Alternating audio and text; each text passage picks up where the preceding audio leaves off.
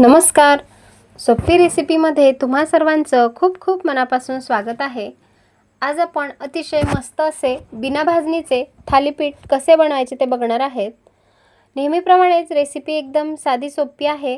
त्यासाठी व्हिडिओ शेवटपर्यंत नक्की बघा आणि व्हिडिओ जर आवडला असेल तर प्लीज माझ्या चॅनलला सबस्क्राईब करा, लाईक करा, सोबतच बेल आयकॉनवर क्लिक करा आणि माझ्या रेसिपी तुम्हाला कशा वाटतात मला नक्की कमेंट करून सांगा.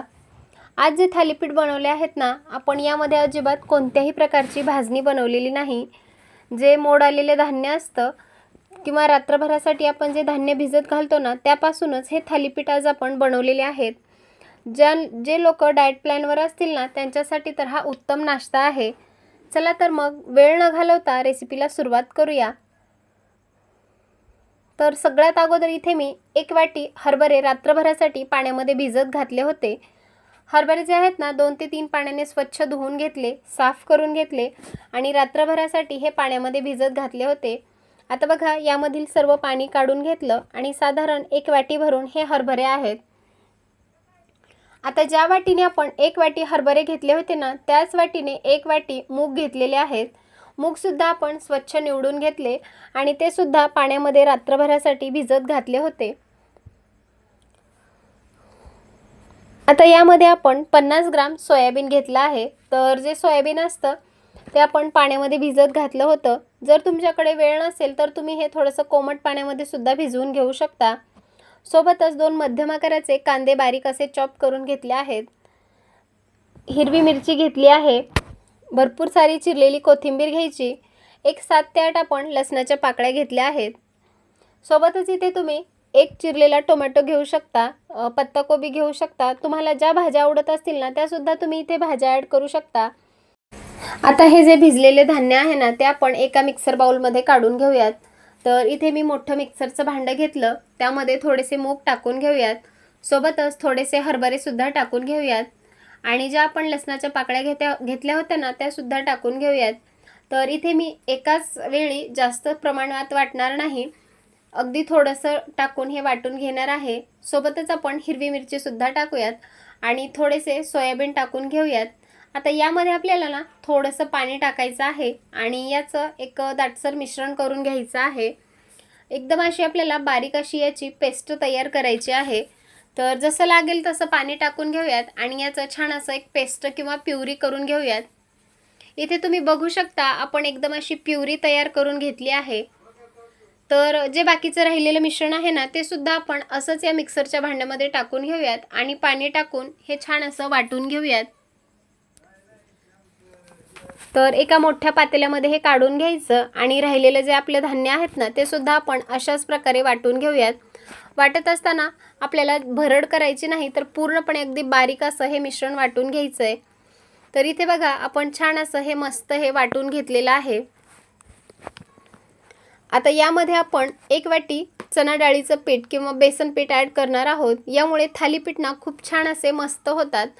तर इथे मी 1 वाटी बेसन पिठाचा वापर केलेला आहे. आता बेसन पीठ टाकलं की हे आपण जे मिश्रण करून घेतलं होतं ना त्यामध्ये छान असं व्यवस्थित मिक्स करून घ्यायचं आहे. आता यामध्ये आपण बारीक चिरलेला कांदा टाकून घेऊयात. भरपूर सारी चिरलेली कोथिंबीर टाकून घ्यायची आहे.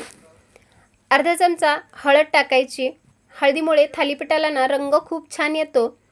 आता यामध्ये आपल्याला चवीपुरतं मीठ टाकून घ्यायचं आहे आणि आता हे जे मिश्रण आहे ना ते छान असं आपल्याला एकजीव करून घ्यायचं आहे.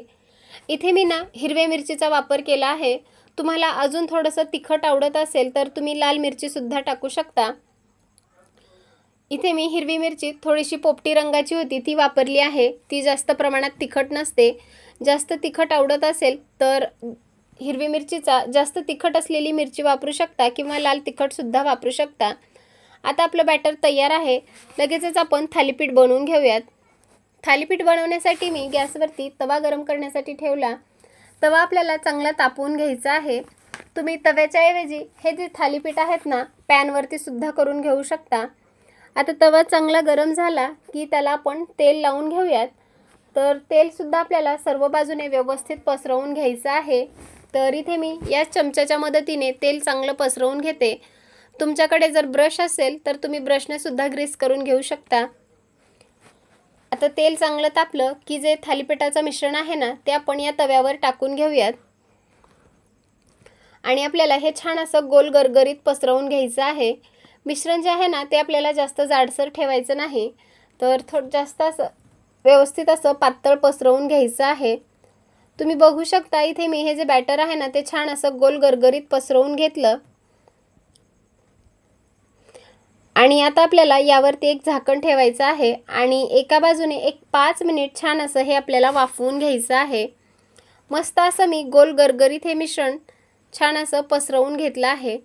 तुम्ही कधी असे हे थालीपीठ खाल्ले आहेत का? जर खाल्ले नसतील ना तर एक वेळेस नक्की करून पहा, खायला खूपच भन्नाट लागतात। यावर एक झाकण ठेवलं आणि एका बाजूने आपण एक 5 मिनिट हे वाफवून घेऊयात। आता बघा एक 5 मिनिट झालेले आहेत, झाकण काढून घ्यायचं। तर झाकण जे आहे ना ते व्यवस्थित काढून घ्यायचं, कारण खूप गरम आहे त्यामुळे हाताला चटकासुद्धा बसू शकतो। आता आपल्याला याला लगेच पलटवायचं नाही, तर कडेने थोडंसं आपण तेल पसरवून घेऊयात। तर बघा हे जे थालीपीठ आहे ना अगदी 3 ते 4 चमचे तेलामध्येच बनवून तयार होतं, जास्तीचं तेलसुद्धा लागणार नाही। आता याच्या कटा मोकळ्या करून घेऊयात आणि थालीपीठ जे आहे ना ते दुसऱ्या बाजूने पलटवून घेऊयात। तर बघा किती मस्त असं आपलं थालीपीठ भाजून तयार आहे। तर दुसऱ्या बाजूने सुद्धा हे छान असं भाजून घेऊयात। इथे मी तेलाचा वापर केला आहे, तुम्ही तेलाऐवजी तुपाचा सुद्धा वापर करू शकता आणि दोन्ही बाजूने अगदी खरपूस छान असं कुरकुरीत होईपर्यंत हे मध्यम आचेवर भाजून घेऊयात। इथे बघा दोन्ही बाजूने सुद्धा थालीपीठ आपलं छान असं भाजून झालेलं आहे। आता हे थालीपीठ आपण एका दुसऱ्या प्लेटमध्ये काढून घेऊयात। जे लोक डाएट प्लॅनवर असतील किंवा जे लोक जिम जॉईन केली आहे ना त्यांच्यासाठी तर हा उत्तम नाश्ता आहे।